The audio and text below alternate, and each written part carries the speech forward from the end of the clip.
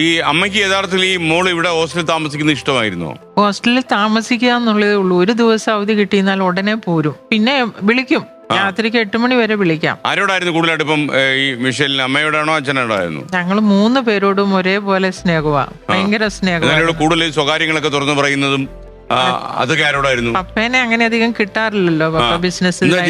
എനിക്ക് electrical business ആയിരുന്നു ആ സമയത്ത്, പർവ്വത്ത് കട നടത്തിക്കൊണ്ടിരിക്കുകയായിരുന്നു. അപ്പൊ എന്നോടാണ് കൂടുതലും ഫോൺ ചെയ്യുകയും ഞങ്ങളുമായിട്ടാണ് കൂടുതൽ സംസാരവും ഇതെല്ലാം വരുന്നത്. ഈ പള്ളിയിൽ പോയതിനു ശേഷം പ്രാർത്ഥനയ്ക്ക് ഈ 5 മണി കഴിഞ്ഞ് പോയെന്ന് പറയുന്നല്ലോ, അതിനുശേഷം കുറെ നേരം കഴിഞ്ഞു. അമ്മ ഇത് അറിയുമ്പോൾ ഒരു 8:30 മണിയൊക്കെ ആയല്ലോ. അപ്പൊ ഈ 3 മണിക്കൂറിനിടയിൽ അമ്മ അന്വേഷിച്ചിരുന്നോ മകളെ കുറിച്ചോ? മോളെ വിളിക്കാനായിട്ട് ഞാൻ സമയം നോക്കുമ്പോ 8:10, കാരണം 8 മണി വരെ വിളിക്കാൻ പറ്റുള്ളൂ.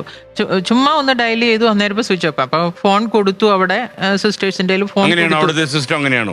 അവിടുത്തെ സിസ്റ്റം 8 മണി വരെ ഉള്ളൂ. പിന്നെ അവരെ ഏൽപ്പിക്കണം, രാവിലെ തിരിച്ചു കിട്ടത്തുള്ളൂ. അപ്പൊ 8:10 ആയിപ്പോയി. എനിക്ക് വിസിറ്റേഴ്സ് ഉണ്ടായിരുന്നു, അത് കാരണം അങ്ങനെ നിന്ന് അവര് പോകില്ല. അതിന് മുമ്പ് തന്നെ ഞാൻ വിളിച്ചു നോക്കി. സ്വിച്ച് ഓഫ് എന്ന് കണ്ടപ്പോ ഫോൺ കൊടുത്തു എന്നുള്ളൊരു കണക്ക് കൂട്ടിലായിരുന്നു. അത് കഴിഞ്ഞപ്പോഴാണ് 8:30 ആയപ്പോഴാണ് ഫ്രണ്ട് വിളിക്കുന്നത്, മിഷേൽ വീട്ടിലുണ്ടോ എന്ന് ചോദിച്ചു. 8:30. ആ ഫ്രണ്ട് റൂംമേറ്റ് ആണോ അതോ? റൂംമേറ്റ്. അപ്പൊ ആ കുട്ടി എന്താ അത്ര ലേറ്റ് ആയെന്ന് പറഞ്ഞു? അതായത് 7 മണിക്ക് ഉള്ളിൽ കയറണം. ഇവര് വിളിച്ചു നോക്കിയിട്ട് ഫോൺ സ്വിച്ച് ഓഫ് ആണ്, അപ്പൊ കിട്ടുന്നില്ല. അപ്പൊ അത് കഴിഞ്ഞ് സിസ്റ്റർ വന്ന് കഴിഞ്ഞപ്പോ എന്തോ പറഞ്ഞു, സിസ്റ്ററിന്റെ അടുത്ത് പറഞ്ഞു കഴിഞ്ഞപ്പോഴാണ് എന്നാ വീട്ടിലേക്ക് വിളിക്കുന്നു പറഞ്ഞു. അപ്പൊ ഇനി പള്ളിയിൽ നിന്ന് ഇറങ്ങി ലേറ്റ് ആയിട്ടെങ്ങാനും ഇവിടെ ഗേറ്റും പൂട്ടി കയറാൻ പറ്റാണ്ട് വീട്ടിലോട്ട് വന്നോ എന്നുള്ള ഡൗട്ടിലാണ് ആ കൊച്ചു വിളിക്കണത്. അപ്പൊ ഈ പോലീസ് സ്റ്റേഷനിലെ ഇത് ഇങ്ങനെ ഈ ഇളെ കാണാനില്ല എന്ന് 8:30 മണിക്ക് അറിയുന്നു. അങ്ങ് കടയിലായിരുന്നോ അങ്ങ് വീട്ടിലുണ്ടായിരുന്നു? അല്ല, അന്ന് സൺഡേ ആയിരുന്നു. ഞാൻ വീട്ടിൽ തന്നെ ഉണ്ടായിരുന്നു. വീട്ടിലല്ല, ഞാൻ പുറത്തായിരുന്നു. പുറത്ത് ഒരു വർക്ക് സംബന്ധമായിട്ട് ഒരു കാര്യത്തിന് വേണ്ടി പോയതായിരുന്നു. മോളെ ഇവിടെ ഹോസ്റ്റലെത്തിയില്ലെന്ന് മമ്മി എന്നെ വിളിച്ചു പറഞ്ഞു.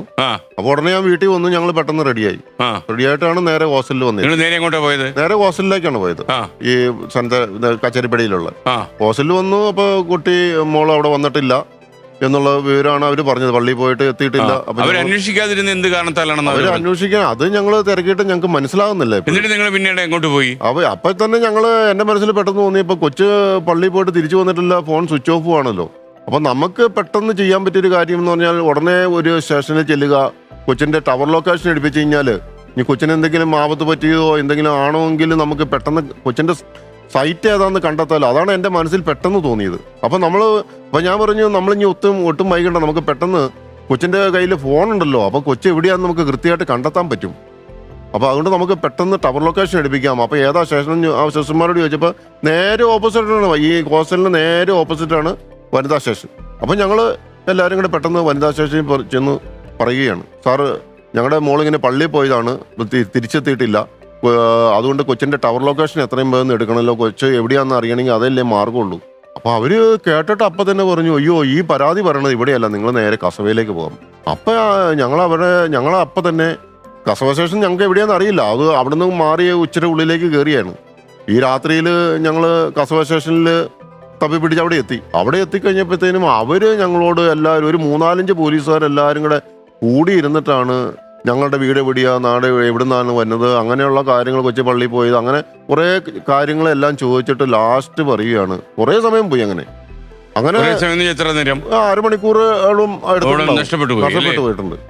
അപ്പൊ അവിടുന്ന് അവര് പറയുന്നത് നിങ്ങളുടെ സമയം പോക്കാൻ വേണ്ടി ചോദ്യങ്ങൾ അതാണ് സാറേ. ഇത് അവർക്ക് പെട്ടെന്ന് പിന്നീടാണോ മനസ്സിലായത് ഈ പോലീസ് സ്റ്റേഷൻ അല്ല? അങ്ങനെയല്ല, ഇത് ഒരു വെൽ പ്ലാൻഡ് ഒരു പദ്ധതിയായിട്ടാണ് നമുക്ക് പിന്നീട് അത് മനസ്സിലായത്. അപ്പോൾ അതിന്റെ ഒരു പ്രിപ്പയർ എന്ന രീതിയിൽ പോലീസ് പ്രവർത്തിച്ചു.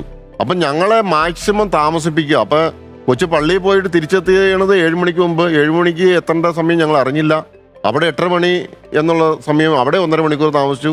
വീണ്ടും ഞങ്ങൾ സ്റ്റേഷനിൽ എത്തിയപ്പോൾ അവിടെയും ഞങ്ങളെ വെച്ച് താമസിപ്പിക്കുക, ലേറ്റ് ആക്കിക്കുക. അപ്പൊ ഇത് പോലീസിന് നേരത്തെ ഇങ്ങനെ ഒരാളെ കൊണ്ടുപോകുമെന്നുള്ള ഇതിന്റെ ഉള്ളിലുള്ള വലിയ ഒരാള് ആയതുകൊണ്ട് പോലീസിന് ഇൻഫർമേഷൻ കൊടുത്തു എന്നുള്ളതിന് യാതൊരു സംശയവുമില്ല. അതുകൊണ്ട് പോലീസ് മനഃപൂർവ്വം ആദ്യം മുതലേ പ്രതികളെ രക്ഷിക്കാൻ വേണ്ടിയുള്ള ശ്രമം നടന്നു എന്നുള്ളതാണ് നമ്മുടെ അന്വേഷണത്തിൽ 7 വർഷമായിട്ട് ഞങ്ങൾക്ക് മനസ്സിലാക്കാൻ സാധിച്ചത്.